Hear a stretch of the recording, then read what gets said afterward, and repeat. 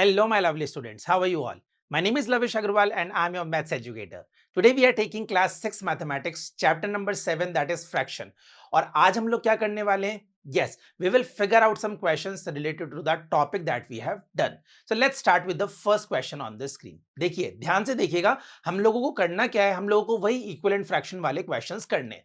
Practice करेंगे, समझेंगे कि हम लोगों को ये टॉपिक अभी तक समझ में आया या नहीं आया. So let's start. आइए हम लोग स्टार्ट करते हैं फर्स्ट क्वेश्चन से. Question is saying are 3/6, 4/8 and 5/10 equivalent fractions. Why? बोला गया है कि ये तीनों फ्रैक्शंस जो आपको गिवन है, क्या ये इक्विवेलेंट फ्रैक्शन है, और अगर हैं तो क्यों? Why we are calling them equivalent fraction. तो देखो, मैं फिर रिपीट कर देता हूं. इक्विवेलेंट फ्रैक्शन वो नंबर्स होते हैं या वो फ्रैक्शंस होते हैं जिनका न्यूमरेटर और डिनोमिनेटर या तो सेम नंबर से मल्टीप्लाई होता है या फिर वो सेम नंबर से डिवाइड होता है, तभी हम उनको इक्विवेलेंट फ्रैक्शंस कह सकते हैं. So let's start with these questions on the screen. तो हम लोग इससे स्टार्ट करेंगे. हम लोग देखेंगे क्या 3/6, 4/8 एंड 5/10 ये इक्विवेलेंट फ्रैक्शंस है या नहीं है. तो देखिए, यहां पे हम लोग ऑब्वियसली देखेंगे कि यहां पे मल्टीप्लाई तो बिल्कुल भी नहीं हो रहे, क्योंकि 3 से 4 आना, 5 आना इज नेक्स्ट टू इम्पॉसिबल. ठीक है, तो क्या ये डिवाइड हो रहे हैं? तो आइए देख लेते हैं इसको एक बार स्क्रीन पे करके. अगर मैं 3/6 को डिवाइड करता हूं 3 से, और इसको भी मैं करूंगा 3 से, so what I am getting 1/2. Yes और नो? 3/6 को जब मैंने दोनों नंबर्स को, दैट इज न्यूमरेटर और डिनोमिनेटर को सेम नंबर से डिवाइड किया, दैट इज 3, तो मुझे आंसर मिला सर 1/2. Is that clear? आइए सेकंड वाले पे चलते हैं. अगर मैं इसको भी सेम नंबर से डिवाइड करूं, दैट इज 4 और 4, तो व्हाट आई एम गेटिंग, मुझे मिल रहा है 1/2. अरे, ये तो सेम नंबर आ गया, दैट इज 1/2 एंड 1/2. ये तो मुझे दिखने में क्या लग रहे हैं? सेम लग रहे हैं. तो इसका मतलब ये दोनों तो इक्विवेलेंट फ्रैक्शन है. तो क्यों ना थर्ड वाले को भी फटाफट चेक कर लें कि अगर ये भी 1/2 आ गया तो हम लोग कह सकते हैं कि ये इक्विवेलेंट फ्रैक्शन है. तो आइए फटाफट से इसको भी सॉल्व करते हैं. क्या मैं 5/10 को 5 और 5 से डिवाइड कर दूं तो मुझे क्या यहाँ 1/2 मिल गया दोबारा? बिल्कुल मिल गया सर. तो क्या हम कह सकते हैं 1/2 तीनों में ही आ रहा है? तो याद करो डेफिनेशन क्या थी इक्विवेलेंट फ्रैक्शंस की. इक्विवेलेंट फ्रैक्शंस वो नंबर होते हैं जो दिखने में शायद डिफरेंट हो, बट उनकी वैल्यूज क्या होती है? सेम होती है. तो यहां पे 3/6, 4/8, 5/10 दिखने में डिफरेंट है, बट जब हमने इसको डिवाइड करके वैल्यूज निकाली तो इनकी वैल्यूज तीनों की सेम निकली है. That means we are getting same value, that is 1/2 each. तो हमको सबका 1/2 मिल रहा है. इसका मतलब इनकी वैल्यू सेम है, दिखने में ये डिफरेंट है. तो भैया हम लोग सीधा सीधा कह सकते हैं कि हाँ सर, ये इक्विवेलेंट फ्रैक्शंस है. Why?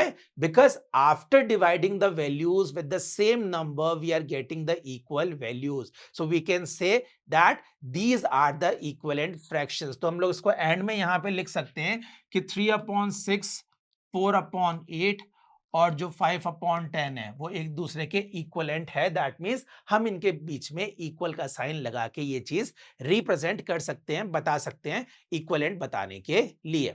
आई होप आपको समझ में आ गया ये क्वेश्चन बहुत अच्छे से. बहुत बढ़िया. अगर ये समझ में आ गया तो क्या हम सेकंड क्वेश्चन ट्राई कर सकते हैं? बिल्कुल. तो आइए सेकंड क्वेश्चन ट्राई करते हैं. सेकंड क्वेश्चन क्या कह रहा है, ध्यान से देखेंगे.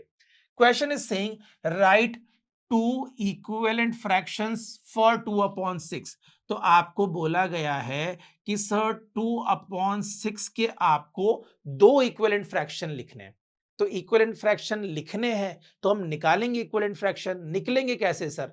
तो जब भी ऐसा क्वेश्चन आए कि आपको कोई फ्रैक्शन दे दिया जाए और आपसे पूछा जाए that you have to find out two equivalent fraction of this fraction, 3 equivalent fraction, 4 equivalent fraction, उस केस में आप याद रखिए you will always multiply the fraction with the same numbers. याद रहेगा ये चीज?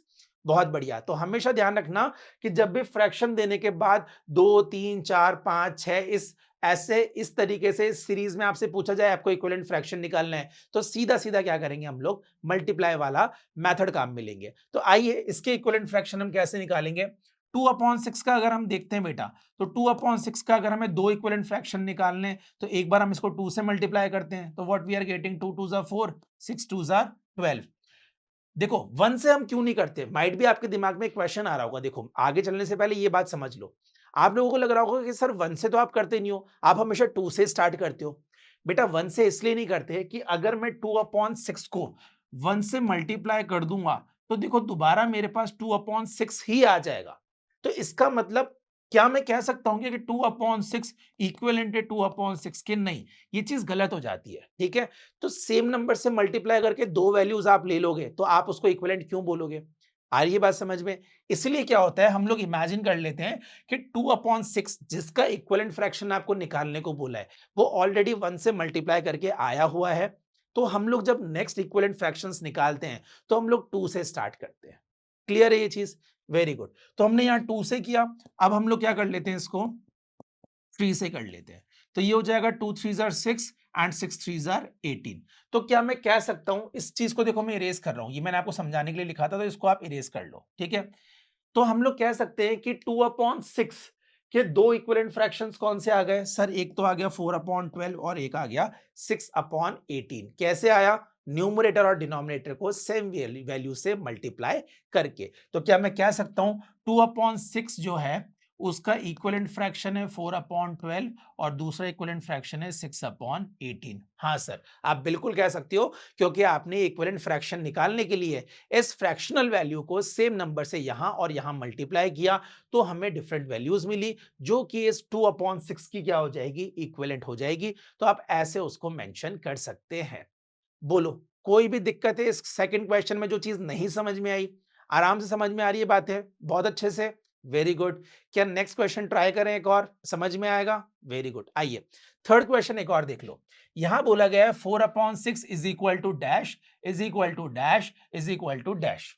मतलब 4/6 जो है वो इक्वल है इस डैश के, इस डैश के और इस डैश के। करना क्या है? Write as many as you can. मतलब हमें इस बॉक्स में, इस बॉक्स में और इस बॉक्स में और आगे भी इक्विवेलेंट फ्रैक्शन लिखने हैं इसके। कैसे पता कि इक्विवेलेंट फ्रैक्शन लिखने हैं सर? बेटा जब फ्रैक्शन गिवन है उसके बीच में इक्वल का साइन है, दैट मींस जो नेक्स्ट वैल्यू आएगी वो इसके इक्वल होगी या नहीं होगी। तो हम लोग ये प्रैक्टिकली समझ सकते हैं कि अगर ऐसा क्वेश्चन आ जाए तो हम लोगों को इक्विवेलेंट फ्रैक्शन निकालने के लिए ही बोला जा रहा होगा। तो क्यों ना हम फटाफट से इसके इक्विवेलेंट फ्रैक्शन निकालें और इन बॉक्सेस को हम कंप्लीट कर लेते हैं। तो आइए, इक्विवेलेंट फ्रैक्शन निकालने किसके हैं सर? 4/6 के। कितने निकालने हैं? देखो 1 2 एंड 3, और हम लोग एक और इसको भरने के लिए भी निकाल देंगे 4। तो 4/6 के कितने इक्विवेलेंट फ्रैक्शन निकालेंगे? 4। तो आइए 4/6 को हम लोग फटाफट से पहले 2 से करेंगे। ठीक है, तो कितना आएगा? 4 2 जा 8, 6 2 जा 12।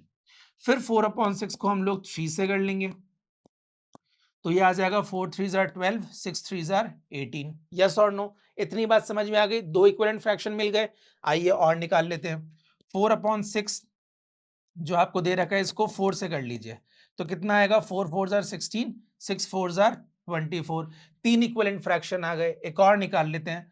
4/6 को हम लोग कर लेंगे 5 से, तो कितना आ जाएगा? 4 5 जार 20, 6 6 into 5 कितना होता है? 6 1 6, 6 2 12, 6 3 18, 6 4 24, 6 5 30। तो हमने देखो चार रिक्वायर्ड तो निकाल लिए। अब ये बोल रहे हैं you can take out as many as you want, जितनी भी इच्छा है निकाल लो। तो क्या दो और कर ले हम लोग? क्या प्रॉब्लम है?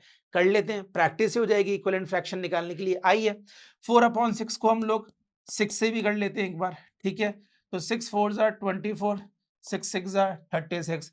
फिर 4/6 को हम लोग ऐसे 7 से कर लेंगे।